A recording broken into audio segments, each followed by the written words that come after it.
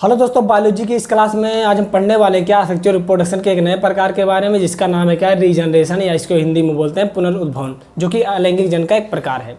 हमने इससे पहले बात किया था क्या अलैंगिक जन के कुछ और प्रकार के बारे में, कौन कौन से थे वो प्रकार। चलिए इसके बारे में थोड़ी बात करते हैं। पहला आपका था क्या, पहला प्रकार था अलैंगिक जन का, जिसको हम बोलते हैं क्या फिजन, या इसको हिंदी में बोलते हैं विभाजन या विखंडन। दूसरा आपका था क्या मुकुलन, या हिंदी इंग्लिश में से बोलते हैं बडिंग। और आपका तीसरा प्रकार था फ्रेगमेंटेशन, हिंदी में से बोलते हैं क्या खंडीभवन या खंडन। तो इन तीनों के बारे में हम पढ़ चुके हैं। आज हम बात करने वाले हैं एक नए प्रकार के बारे में। अब बात करें अगर हम रीजनरेशन की या पुनरुद्भवन की, तो क्या होता है रीजनरेशन या क्या होता है पुनरुद्भवन, इसके बारे में हम चर्चा करते हैं। आपने देखा होगा अपने घरों में एक बढ़िया एग्जाम्पल, इसके बारे में एग्जाम्पल लेकर इसकी बात करेंगे तो आपको अच्छी तरीके से समझ में आएगा। इसमें क्या होता है, आपने अपने घरों में देखा होगा एक जीव को, कौन सा है जीव, उसका नाम क्या है, उसका नाम है छिपकली। आप सभी के घरों में वो जीव मौजूद होता होगा, किसी न किसी कोने में आपको देखने को मिल जाएगा। आपने कभी उसे ध्यान से देखा है?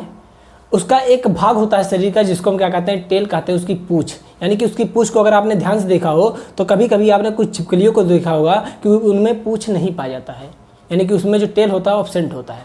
क्या रीजन है इसके एब्सेंट होने का? या कभी कभी आप देखते होंगे कुछ छिपकलियों का पूंछ कुछ बड़ा होता है, या कुछ छोटा होता है, या कुछ विकसित हो रहा होता है पूंछ।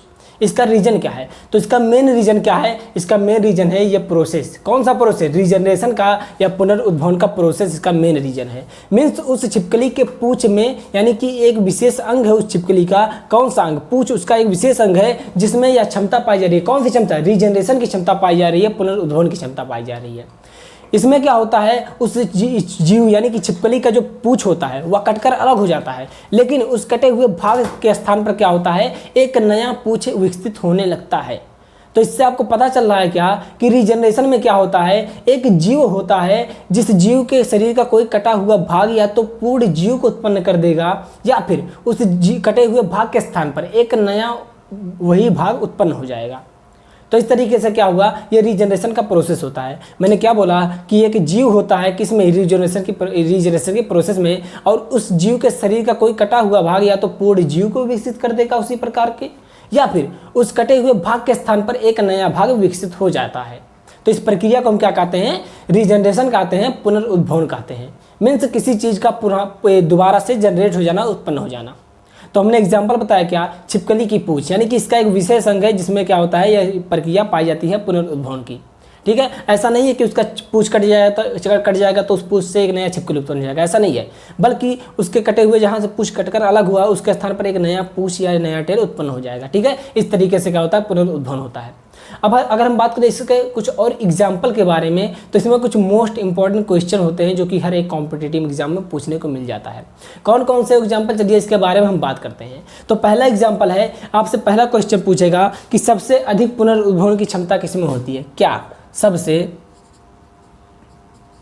अधिक किसकी पुनरुद्भवन की क्षमता किसमें होती है? पुनरुद्भवन की क्षमता किसमें होती है? तो आप क्या कहेंगे, याद रखिएगा इस नाम को, इसका नाम बहुत इंपॉर्टेंट है आपके लिए, आप सभी लोगों के लिए। इसका नाम क्या है कि सबसे अधिक पुनरुद्भवन की क्षमता किस जीव में होती है? इस जीव का आप नाम याद रखिएगा, क्या? प्लेनेरिया। इस जीव का क्या नाम है? प्लेनेरिया। ठीक है, इसका नाम आप याद रखिएगा, क्या नाम है? प्लेनेरिया। तो क्वेश्चन पहला आपका क्या पूछा जाएगा आपके एग्जाम में, या किसी भी बोर्ड एग्जाम में पूछा जा सकता है, किसी भी कॉम्पिटिटिव एग्जाम में क्या क्वेश्चन आपसे पूछा जाएगा, इस क्वेश्चन को याद रखिएगा, क्या कि सबसे अधिक पुनरुद्भवन की क्षमता किस जीव में होती है? तो आपका क्या आंसर रहेगा? प्लेनेरिया। अब प्लेनेरिया में मैंने ऐसा क्यों कहा कि पुनरुद्भवन की सबसे अधिक क्षमता होती है? तो इसका रीजन क्या है, अगर हम इसके शरीर को छोटे छोटे खंडों में काट दें, छोटे छोटे भागों में इसे टुकड़ों में तोड़ दें, तो इसका हर एक टुकड़ा क्या करेगा, एक नए प्लेनेरिया का क्या कर देगा, निर्माण कर देगा। मीन्स उसके हर एक शरीर के टुकड़ों से एक नया प्लेनेरिया विकसित हो जाएगा, बन जाएगा। तो आप कहेंगे क्या कि सबसे अधिक पुनरुद्भवन की क्षमता किसमें होती है? प्लेनेरिया में होती है। यह बात आप याद रखिएगा। इसके अलावा एक और क्वेश्चन पूछा जाता है जिसका क्या नाम है, क्वेश्चन को देखते हैं जल्दी से हम। क्या होता है कि मानव शरीर में, अगर पूछेगा क्या कि मानव शरीर में सबसे अधिक पुनरुद्भवन की क्षमता किस अंग में होती है? सबसे अधिक पुनरुद्भवन की क्षमता, ठीक है ना, सबसे अधिक पुनरुद्भवन की क्षमता किस अंग में होती है? किस अंग में, यहाँ पर याद रखिएगा पूरे शरीर में नहीं होता, किस अंग में होती है, ठीक है ना, किस अंग में होती है। तो याद रखिएगा इसके बारे में, वह अंग कौन सा है, तो इसका नाम है क्या, इसको बोलते हैं हम यकृत। क्या बोलते हैं? यकृत बोलते हैं। इस अंग का क्या नाम है? यकृत नाम है। इसको इंग्लिश में क्या कहते हैं? लीवर कहते हैं। याद रखिएगा, ये भी एक क्वेश्चन आपसे पूछा जा सकता है किसी भी एग्जाम में। तो पहला क्या मैंने बोला कि सबसे अधिक पुनरुद्भवन की क्षमता किस जीव में होती है। अगर जीव पूछेगा तो आप क्या बोलेंगे? प्लेनेरिया। ठीक है, क्या रीजन है प्लेनेरिया में सबसे अधिक रीजनरेशन की क्षमता होती है? मैंने बताया कि इसके अगर शरीर को हम छोटे छोटे टुकड़ों में काट देंगे तो हर एक टुकड़ा जा करके एक नए प्लेनेरिया का क्या कर देगा? निर्माण कर देगा। यही रीजन है क्या कि सबसे अधिक पुनरुद्भवन की क्षमता किसमें होती है? इस प्लेनेरिया में होती है। अब देखिए, मैंने दूसरा क्वेश्चन क्या बताया कि मानव शरीर में सबसे अधिक पुनरुद्भवन की क्षमता किस अंग में होती है? तो वह कौन सा अंग है? यकृत है, लीवर है। ठीक है, लीवर के अगर हम काट दें, छोटे टुकड़े में अगर काट दें, एकदम छोटे टुकड़ों में नहीं, अगर इसके हम किसी एक भाग को काट देते हैं तो इसमें इतना तेज कोशिका विभाजन होता है कि यह पूरे अपने आप को फिर से प्रिपेयर कर सकता है, फिर से तैयार कर सकता है एक नए लीवर के रूप में। ठीक है ना, तो यही रीजन है क्या कि मानव शरीर में सबसे अधिक पुनरुद्भवन की क्षमता किसमें होती है? यकृत में होती है, लीवर में होती है। ठीक है, और इसके बारे में आप एक चीज़ और जानते होंगे क्या कि यह आपके शरीर की क्या है?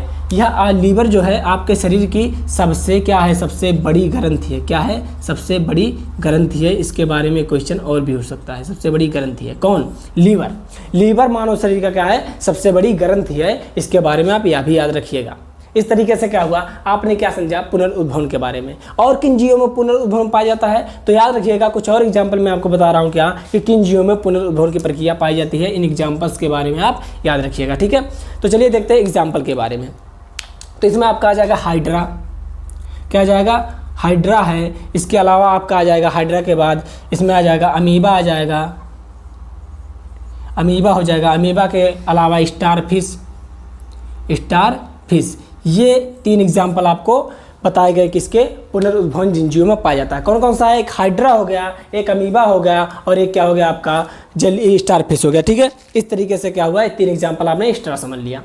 तो ये मैंने क्या बताया रीजनरेशन के बारे में? मैंने आपको बताया कि रीजनरेशन एक ऐसा प्रोसेस होता है, एक ऐसी प्रक्रिया होती है लैंगिक जन की, वह विधि होती है जिसमें क्या होता है किसी भी जीव के शरीर का कोई कटा हुआ भाग या तो पूर्ण जीव को विकसित कर देगा।